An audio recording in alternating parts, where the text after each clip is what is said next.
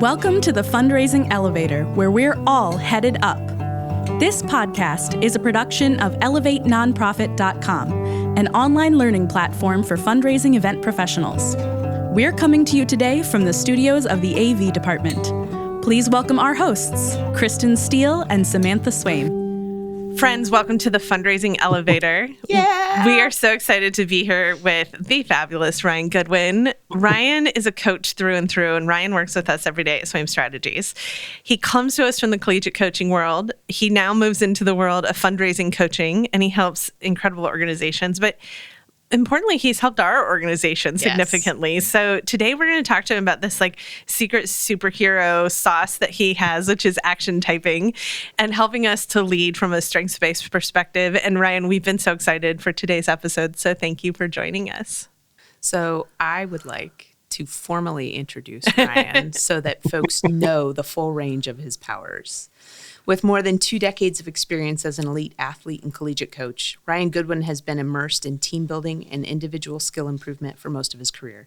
With coaching stops spanning both coasts, he has worked at, among others, Penn, Rice University, and the University of Portland. He's developed a broad skill set, including coaching, recruiting, and consulting. As part of his continuing evolution as a coach, Goodwin trained with former French national team coach Ralph Hippolyte to become an action-type practitioner, blending personality preferences with motor pattern learning to create individual improvement plans for athletes and teams. Upon his arrival at Swaim Strategies in 2016, how lucky are we? He has spent the last 8 years helping people to do more than they thought they could. His professional career has been centered around actualizing potential and creating plans for success. His role at Swaim has evolved over the years to now center around strategic event and fundraising guidance while maintaining a holistic view of each project. He believes in the power of the intersection of strategy and story to create movement that strengthens where we live. He believes that there is more in all of us, and it takes a strategic plan to turn that potential into action and results. Ryan, thank you for being here.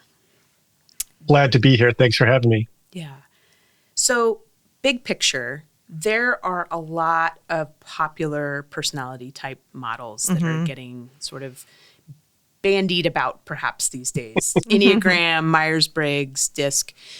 You utilize a model called action typing. Can you talk to us about what that is and why you use it? Kind of give us the big picture on that frame. Sure, happy to. So the basis of action typing is grounded in the Myers-Briggs personality test. I think the big deviation that action type takes is that we believe there's a two-way door between how your body expresses itself and what your personality preference is. And that we believe there's a relationship between those two pieces. And there's observational cues to both that help inform the other.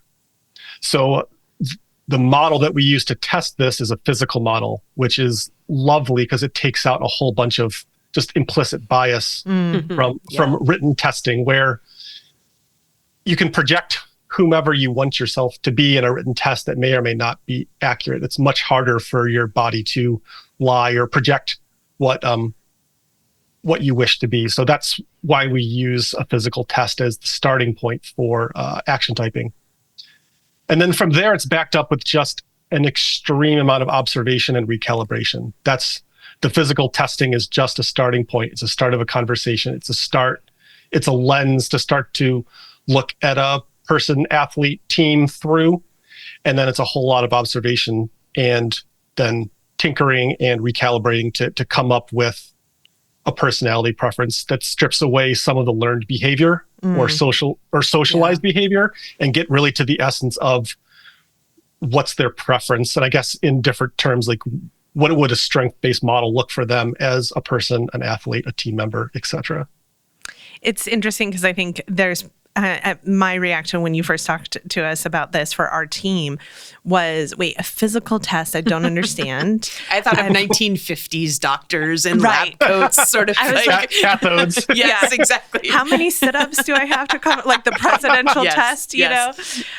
But in reality, what you demonstrated to us and shared with our team, and have continued to share with our team was sort of more about physical presentations. So things like what side of our body was stronger. So very simple things like leaning on our shoulder or asking us to push against your hand gave you information that then led you to a Myers-Briggs analysis. And I love that idea that the body doesn't lie, where in a Myers-Briggs test, I've taken many and I find myself constantly going, well, what's the answer that's the right answer to get the outcome that I want? Who do I want to be today? And how do I answer these questions accordingly? I have yet to take a written Myers-Briggs test that actually types out to what I know myself to be. So that's amazing. Well, so I think the skill set you have in action typing is to do the physical analysis to lead to a more authentic, realistic Myers-Briggs analysis.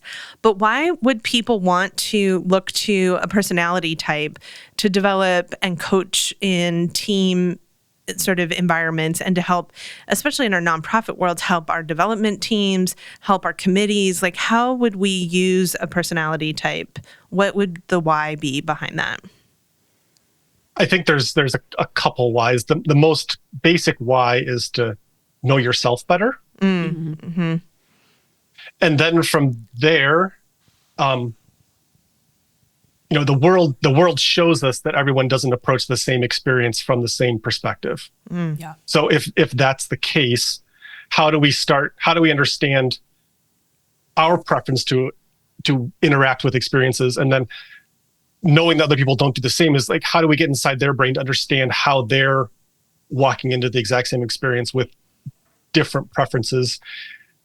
And then that leads to communications. Like the first thing off the top is communication styles. Is we normally unfettered, we will communicate to others the way we wish to be communicated to, which that doesn't have the broadest reach, right? That might interact with 20% of the population, right, or 2% of the population, or 65%, but you're going to leave folks behind.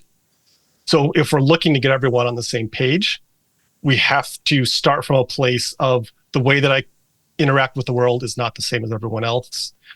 And how can I meet folks? And this is kind of jargony, but how do I meet folks where other people are at? Yeah. And communicate with them in a way that brings them closer to my experience. And one of the places this showed up for me really early on was I was a young coach and I thought I knew a whole lot about a whole lot. And I would be tasked with explaining a drill to our team. I coached volleyball for the folks that don't know. So I coached volleyball and I would explain a drill, and I am perfectly happy to just talk through the strategy of a drill. That's all I need is to understand a drill, is to know how do I score points and how do I win? And the rest of it is immaterial to me. Well, that nourishes like 11% of the population. So therefore, the 11% of our team and the other 89% of our team are like, I have no idea what you're talking about, Ryan. This doesn't make any sense to me. This is not the way I interact with drills. And I would just come up against failure and people just not knowing what was expected of them. So I had to very quickly pivot to explaining drills not the way that I wanted a drill to be explained to me, or experiential learners, or visual learners, or folks that prioritized their environmental relationships. All those things weren't preferences of mine, but obviously were important to other folks. I immediately think of our nonprofit friends that like have the same ask of their board over and over and over, and it's not working. Yes. They're not getting the result they want. They're not getting the answer they want. And I think of the ability to have some understanding of how people learn, how people are inspired, how people connect can just improve the end result and that goal. Well, and not only that, Ryan, I'm wondering if you can speak to a little bit about the exercise of me getting out of my paradigm to approach something to be heard by someone who's not of that same paradigm. What does that do for me in my paradigm? Well, I think it in my mind, it enriches your experience because you get a broader swath of vernacular, nomenclature, turns of phrase. Like you're just getting, as a storyteller, I would assume that gives you a diversity of language use. One of the things that I like to do in meetings, especially if I'm not facilitating, is I'll have a little counter around the use of think and feel as folks are talking, because that gives a lot of evidence to me as to where the group communication style lands. So let me interpret that for a second. You're saying when you're sitting in a meeting as a participant in that meeting, you are listening for people to actually say the words think and feel so that you can start to identify if they process through a thinker or a feeler. Is that exactly? Yeah. Yes. And then I'll also look for internal processors. That's a little bit more nuanced, but I'm looking for folks that have something to say but don't have the time frame to say it in. So to me, that speaks to, are they introverted or extroverted, and how are they processing information, and then how are they willing to verbalize that information in the confines of a meeting, which is usually dominated by extroverted voices. And meetings so often have agendas and timelines and endpoints that you have to stick to. One of the things, you've now moved out of the world of collegiate coaching and now you're in the world of fundraising coaching. And one of the things I hear from both the team that you work with most often and your clients all the time is that you were very efficient in getting through the meeting agenda, but you also gave the space necessary for everyone to be able to participate and have their voice. So the idea that you're bringing to the table a clear understanding that everyone has a different need and everyone communicates differently is improving what you're able to accomplish in that meeting. Yeah, that came with a lot of discomfort, Sam. So I think that's a really lovely avenue to open. Can you talk a little bit about that? Yeah, what does that look like for you? Yeah, absolutely. While I'm a closeted extrovert, so my normal mode of operation would be, if there's silence, I should be filling that. And I've learned against my every preference of myself to just leave space for silence and leave space for internal processors who need more time to put together their thoughts to be able to speak up in those scenarios. That's one of the things that I feel like I've taken in the last couple of years, a quantum leap forward in just being silent.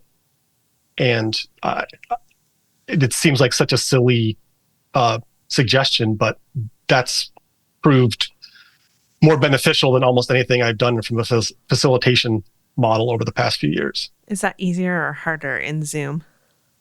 Oh, it's way harder. It's so awkward, but yeah, Zoom makes those moments feel forever. Forever. And everybody's darting around looking at boxes. Yes. Who's going to talk? But also, too, sometimes I think because of Zoom and that jam-packed meeting after meeting after meeting mentality, I think that can... Sometimes my challenge as a facilitator in those quiet moments in trying to elicit that is also holding the space as a facilitator and seeing sort of that other folks ratcheting, like time. Why are we wasting time? What are we waiting for? Do you not know what's next? Like that critical voice comes in. And so it's a funny space. It can be. It's a funny space. This Zoom world of boxes. I'm wondering if you can talk about, like, as much as I love the idea of these sort of paradigms illuminating selves and others to sort of broaden space, I think the inverse can also be true, that those paradigms can start to be either self-limiting or a tool I'm using to limit people around me. Can you talk a little bit about that? Sure. That's a common critique, and it's something that I definitely have a soft spot in my heart for. I thoroughly believe that any of these personality paradigms, strength-based paradigms, should be a starting point and a beginning of a conversation. And if you want to take an analogy, it's just a clearer roadmap to navigate with, but it's not it doesn't necessarily predict the end of the journey.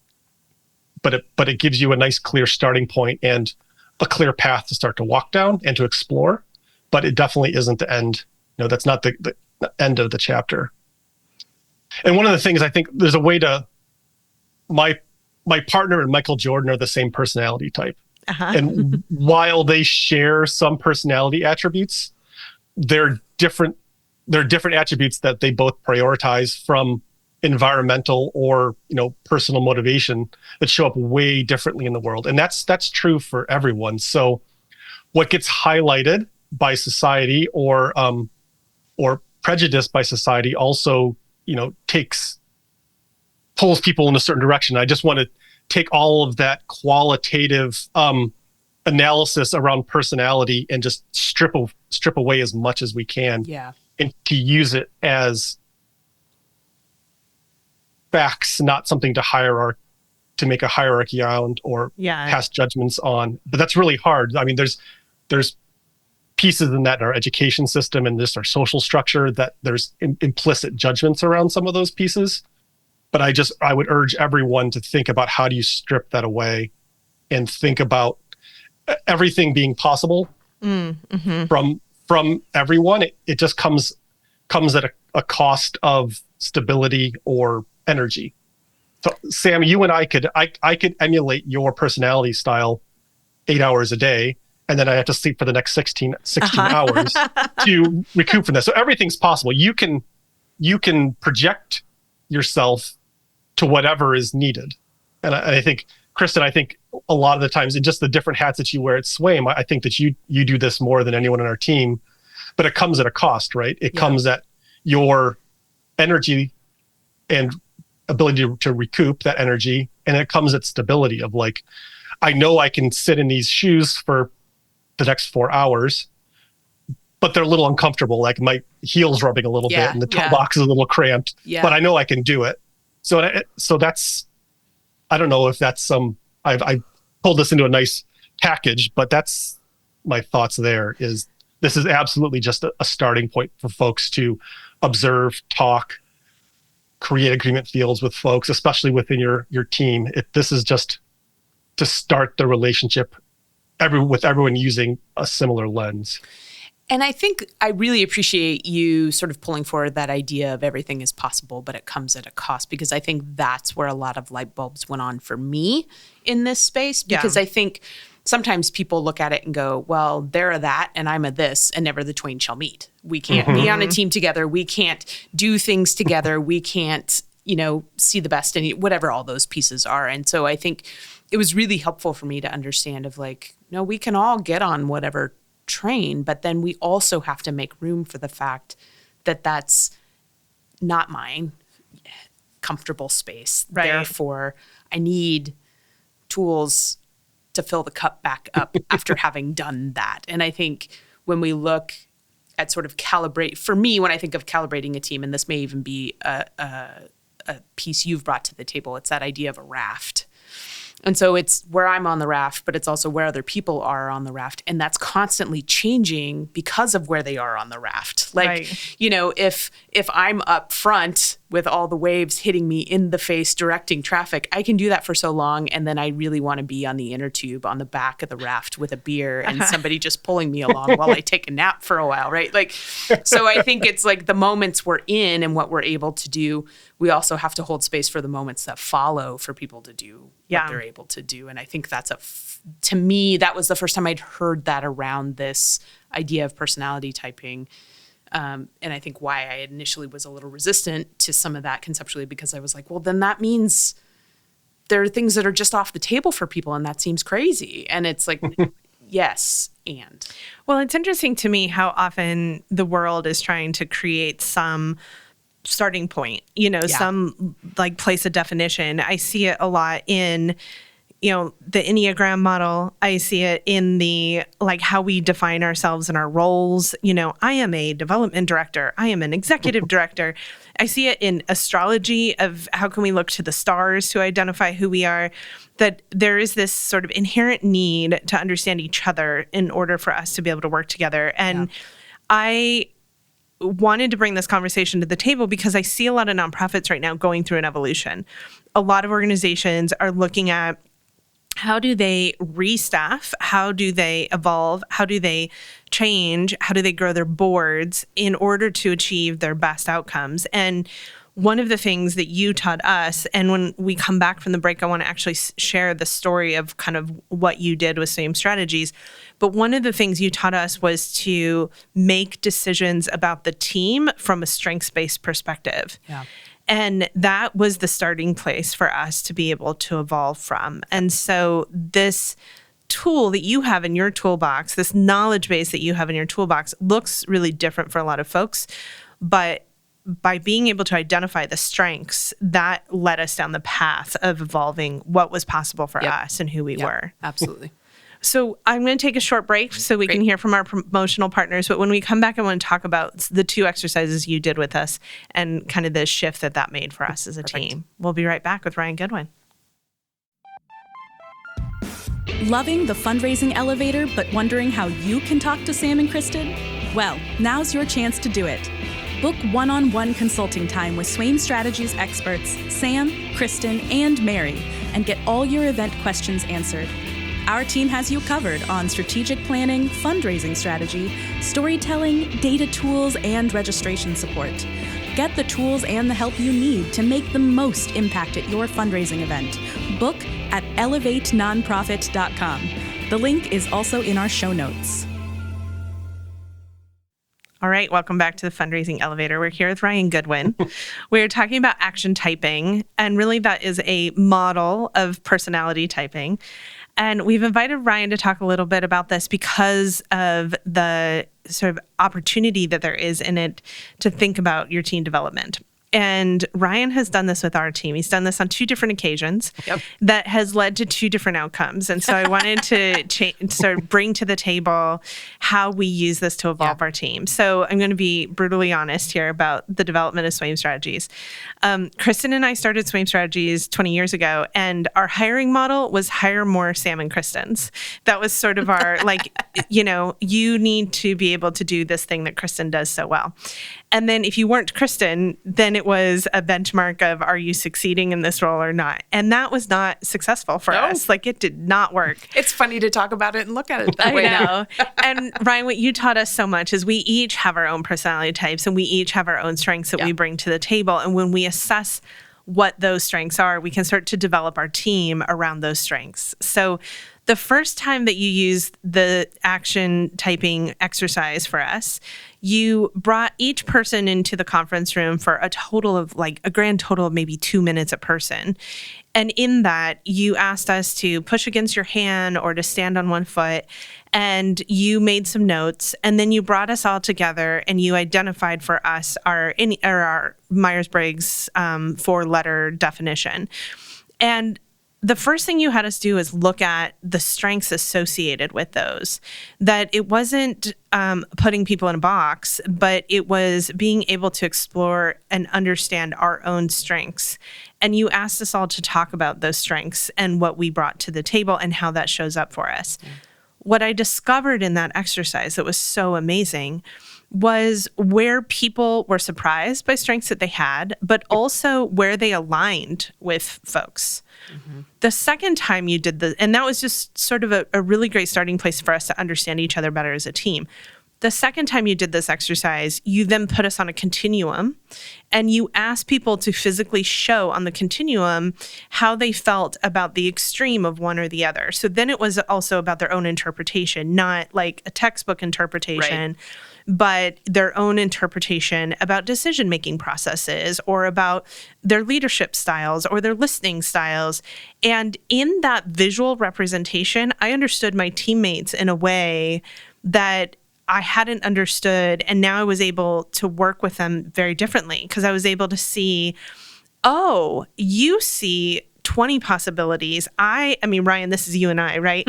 You sure. You look at an event and you look at a need brought to the table by a client, and you see 20 paths forward, and I see one path. And when we are in that boat, I am looking at you with the clarity of this is the way forward. And you are looking at me with, but have you considered all of these other options? And until I understood that, I didn't understand that you actually were bringing all of these other valuable considerations to the table. It felt to me like, why can't you see the path? Like, there's one. Clearly, there's one.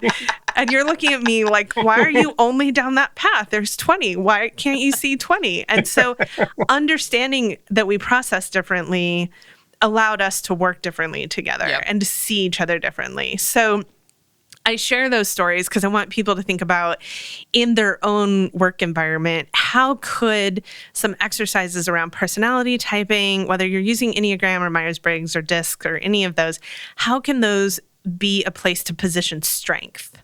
And I think that's an important consideration for folks around developing a team. And, I think there's some interpretations there. So I think it's a question of, how then we utilize that knowledge and sort of lift each other together. Yeah, I'm wondering, Ryan, if you can talk a little bit about how this understanding of each other through that way, like what are some practical applications? Like what could that look like for folks on a team to come at it from that place? Sure. I think the understanding of personality preference and then the strength-based model is it's like the grease between the gears especially for communication, where we don't even realize the stress that we're causing other folks in the way that we're communicating with them. Right. But if we knew more closely what would nourish them from a communication standpoint, even if it wasn't what nourishes us, we can meet them closer to where they would feel good about having this conversation. It just takes the temperature down on all of those decision making process pieces that we can take forever to get to resolution because we can't find a common language to talk about them. One example, like Sam, we've talked about this a ton about the difference between someone who's experiential and deductive and how that plays out in decision making, where an experiential person is looking to help inform their decision making from experiences they've had previously. And a deductive person is never wanting to consider that and thinking about what are the implications of the decision moving forward? Like, what are the next 5 chess moves? And if we can't find a common ground between those two paradigms, it's hard for us to come to a resolution that we both feel good about. Right. Yeah.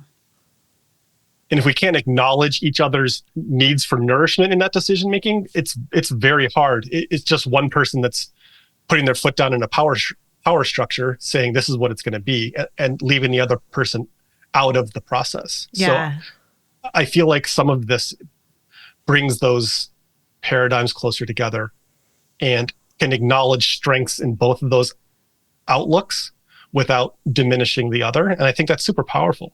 Yeah, it's super powerful. I'm wondering, and this might be putting you on a spot a little bit, I'm wondering if you could give us like a hypothetical example of what you just sort of surfaced around experiential and deductive. Like if you have one of each of those people coming into a decision process, what could a middle ground look like that could move both of those needles? Sure. How about like live auction procurement would Love be it. a good. That's perfect. Yes. So we'll be in a meeting with a deductive person and an experiential person around live auction procurement. And the experiential person will talk about the 5 packages that sold great in 2016. Mm-hmm. Yeah. And the deductive person will be like, that was 2016. What does it have to do with today? What about, we've evolved. What about X, Y, and Z packages that we've never procured before? And the experiential person will say, that's scary. I have no experience with that. So you can see how that can snowball if we don't acknowledge each other's perspective. And just from even if nothing else is intriguing, there's just an efficiency coefficient to walking in each other's shoes a little bit around decision making, that we can come to resolution faster, even if it's not preferred, like just based on just minutes and time spent we can make that process more efficient if we can acknowledge each other's decision-making perspectives. Well, and I think in that situation, the way that you facilitate and navigate that often is that you acknowledge both perspectives, so that even if the other person can't see the perspective, you call it out and bring it to the forefront. So I understand that you have had an experience of success reached in 2016 with these 5 packages. Let's procure those 5 packages again. Can we put you in charge of that? Can you work on moving that forward?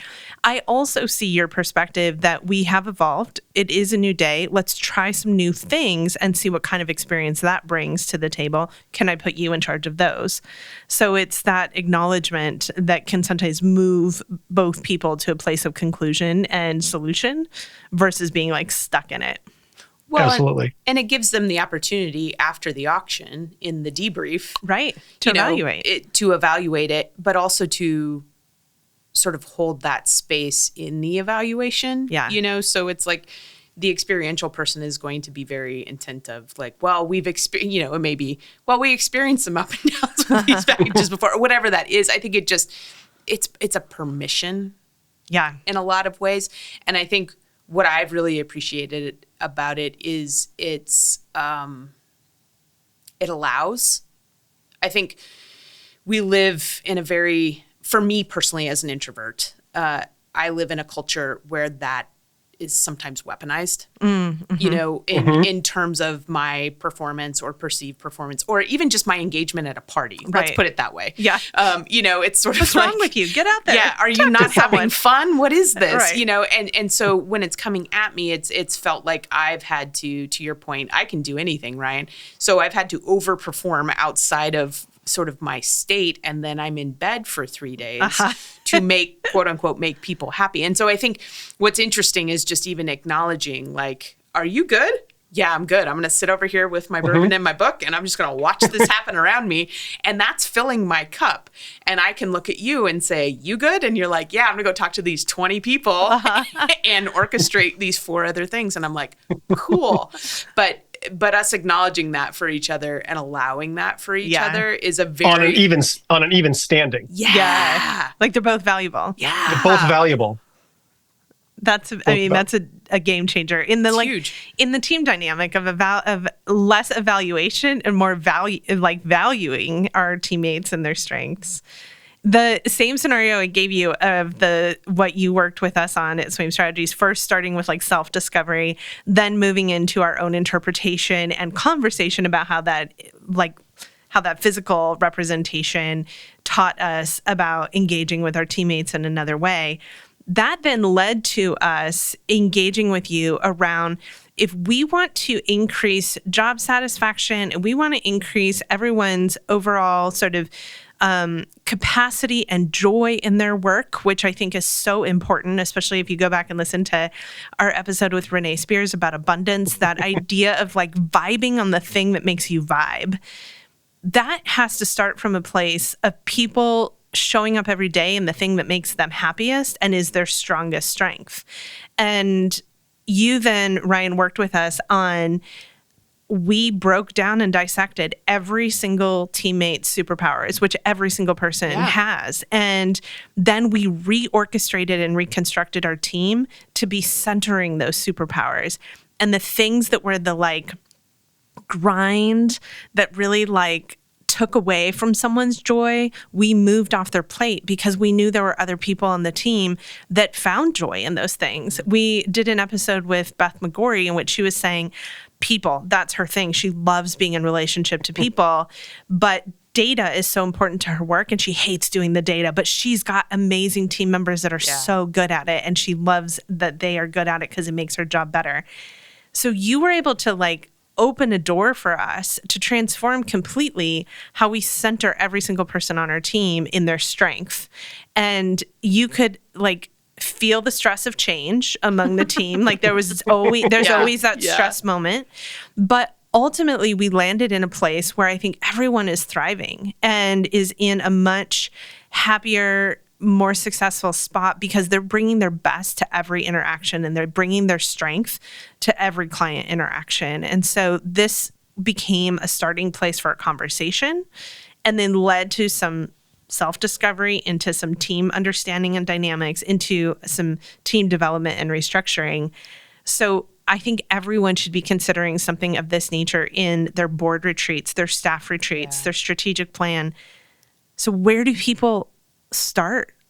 Like, how do they even like open the door to engaging something like this in their work? My answer is going to sound really mundane, but the first two steps, and I'm deeply serious about this, are getting to know yourself, like really, really, really, really well. Yeah. And then just start to observe. Put yourself in positions where you can just collect reps, collect experience, collect data, and just see how teams function without judgment of this being right and this being wrong, but just see how they function, and then overlay what you believe a strength-based paradigm could look like on top of that, and how could that function differently. And then it starts to web out from there. I think that the cautionary tale is to jump into others too fast. Yeah.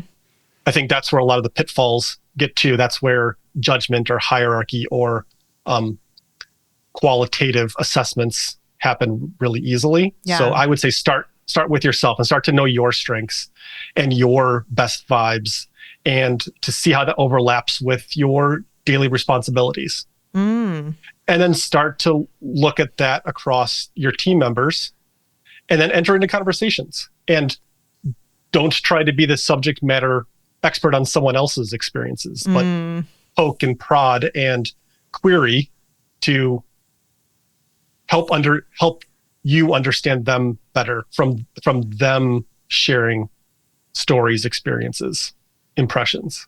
Yeah. That's really hard. It's super hard.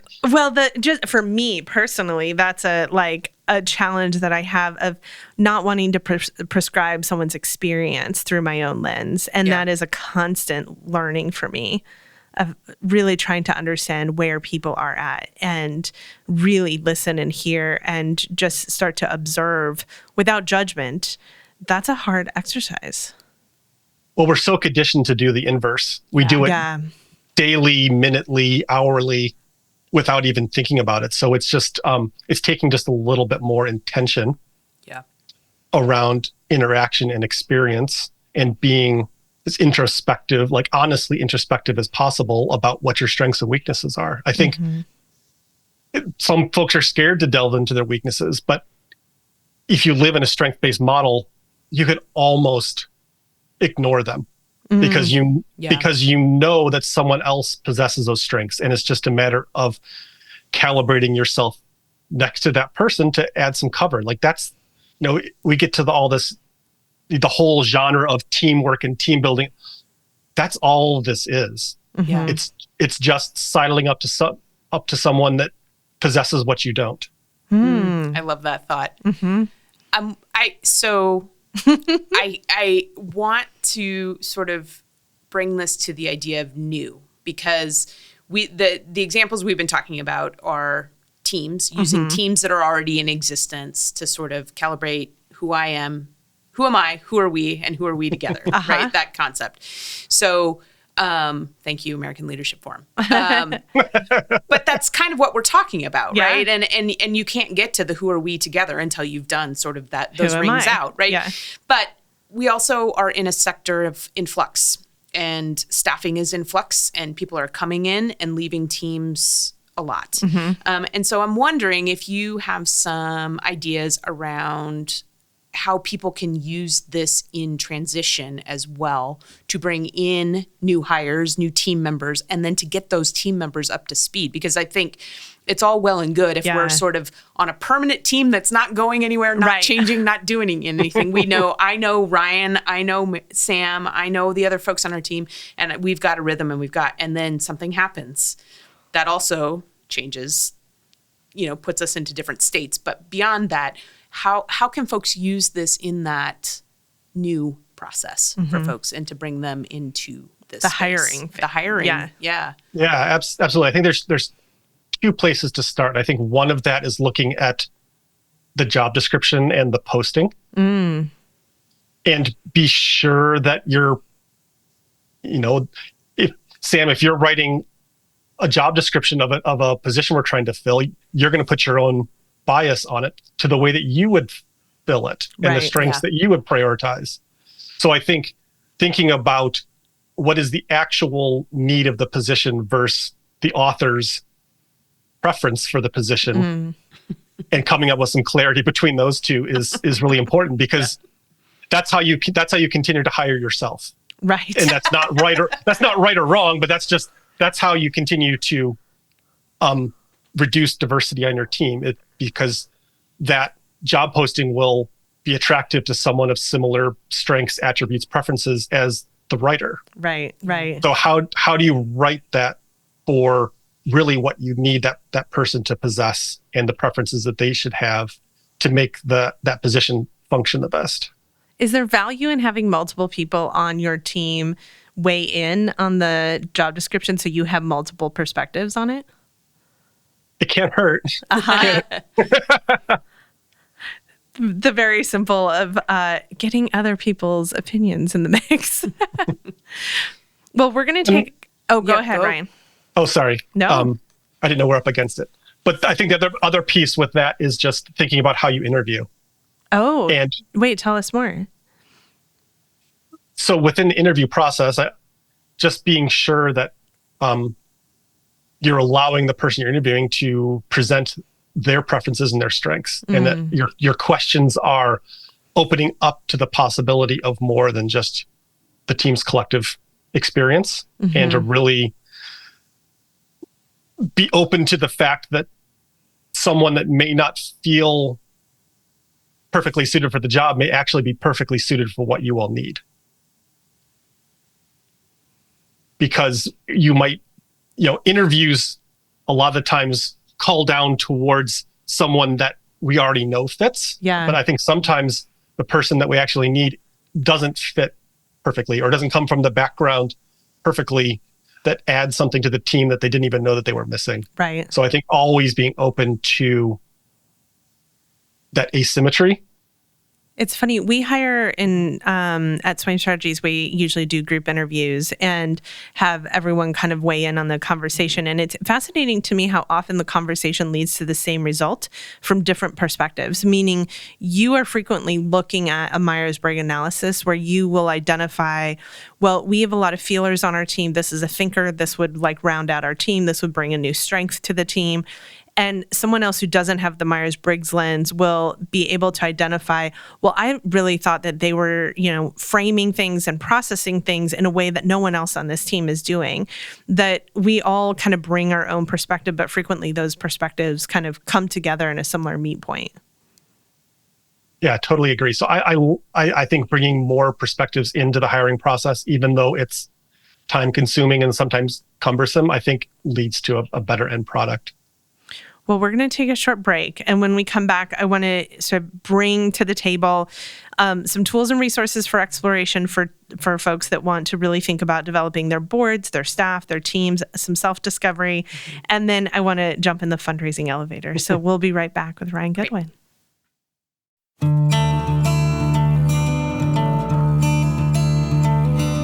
At Elevate, we believe in bringing people together. Our online learning platform for fundraising events has webinars, workshops, downloadable tools, and more designed to save you time and stress when planning your next event.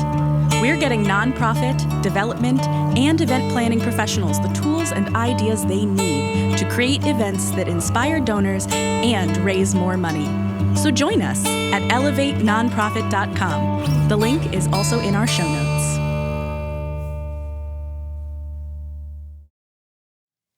All right, we are back at the fundraising elevator with Ryan Goodwin. We're talking about action typing, which ultimately is a model for better understanding ourselves and people around us through personality typing. So I'm curious about sort of your thoughts on tools or how people could start to dive into this. Yeah, I think if you're a native French or Dutch speaker, there's a lot of resource in both of those languages around action typing. It's slim in English, which is regrettable, but my French has gotten a lot better over the years because of that. I think really start to understand a strength-based model, start to understand a personality type indicator that resonates with you, be that Myers-Briggs or Enneagram or DISC. They all have pros and cons, but they're all good starting points to jump off into those conversations with yourself and then the team. I want to also throw out there our friend Mark Pittman. Yeah. Mark is at Concord Leadership Group, and he's a consultant in North Carolina that offers a lot of folks the ability to sort of do that both as a leader analysis. I believe he uses the DISC model and sometimes Myers-Briggs. But he is looking at sort of self-reflection, leadership choices, how to move people in what he calls quadrant 3 leadership. And then in addition to that, he does a lot of like team coaching and consulting about how to develop your team around a strengths-based model. So look up our friend Mark Pittman. We'll add some information about Concord Leadership Group in the show notes. Yeah, and I think, even just the revelation of we don't all have to be the same. Yeah.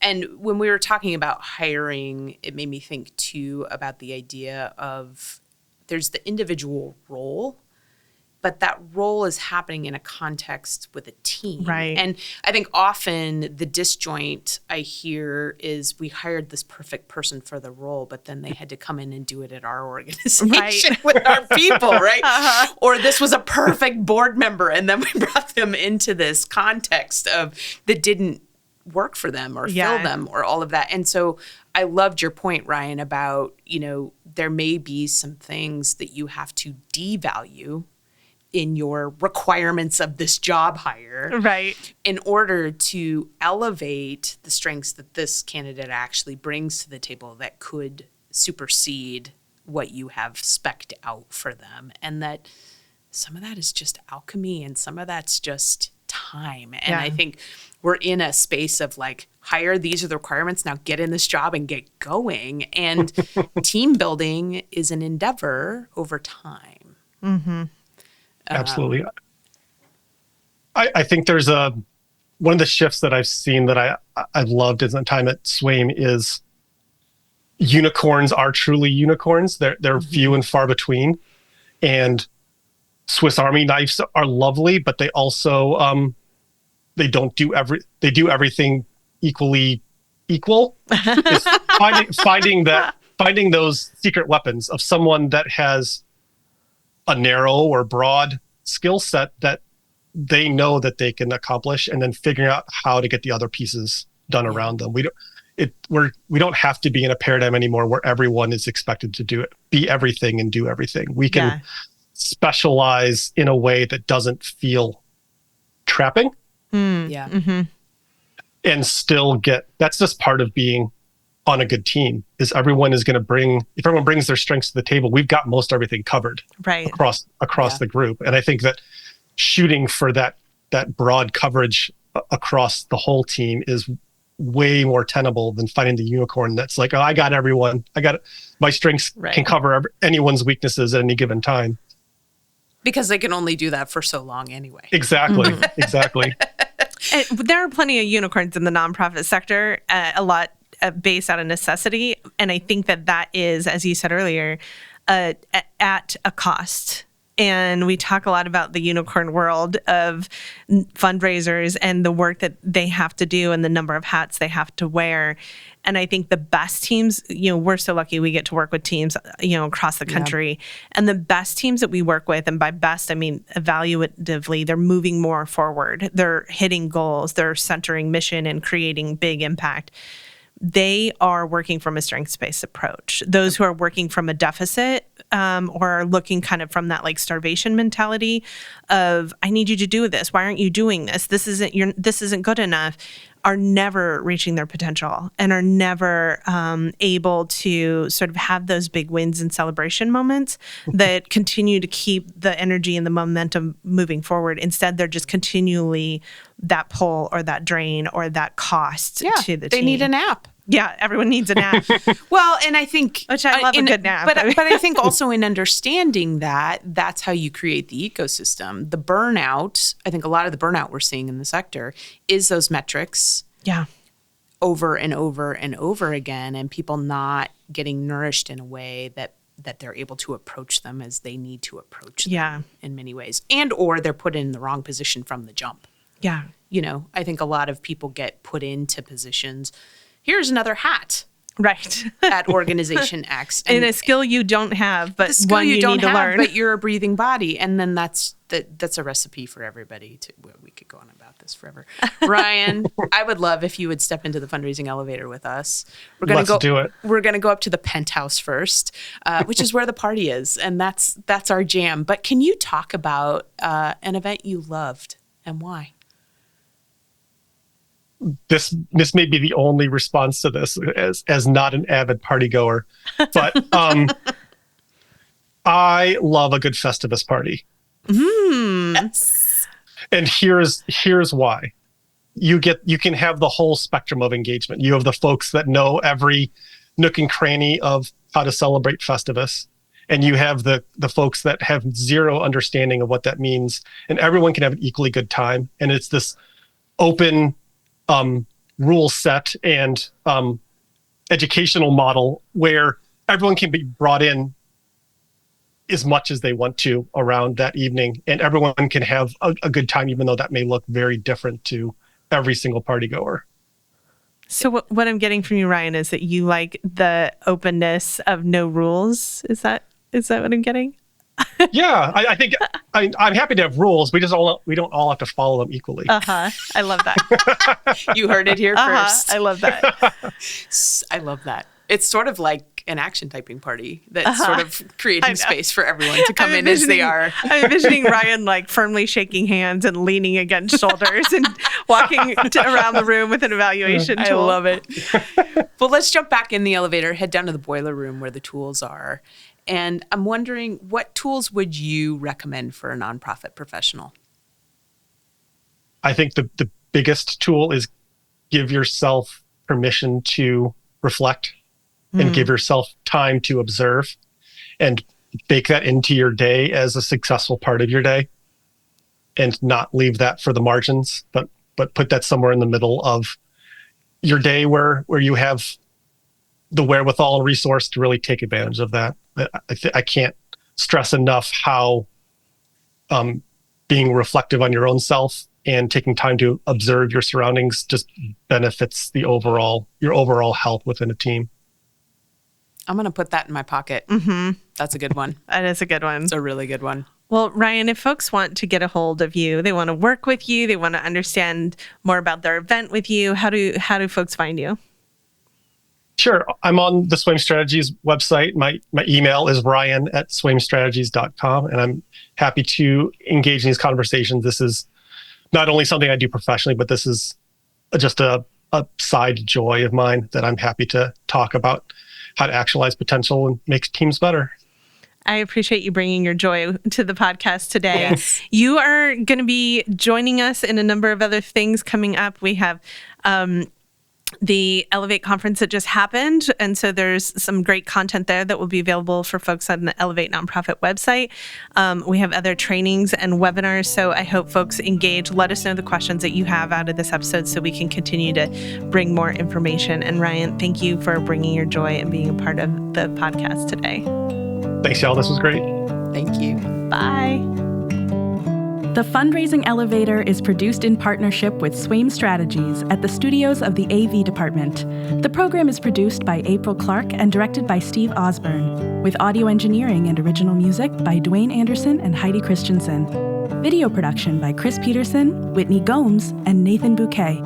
Video editing by Steve Osborne. Graphic design by Pendulum Creative Group, and support from Sophia Keller, John Lyles, and Andy Dowsett.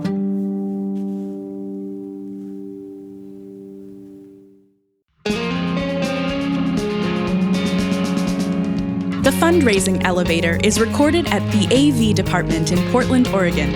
For years, they've been our trusted partner, delivering exceptional audio-visual production and videography for nonprofits. In 2020, they transformed into a dynamic live streaming studio, producing more than 900 virtual and hybrid events. Now, we embark on an exciting journey together to bring you this podcast. Seeking the best in live events, video production, and live streaming? We proudly recommend our friends at the AV department. Link in the episode description.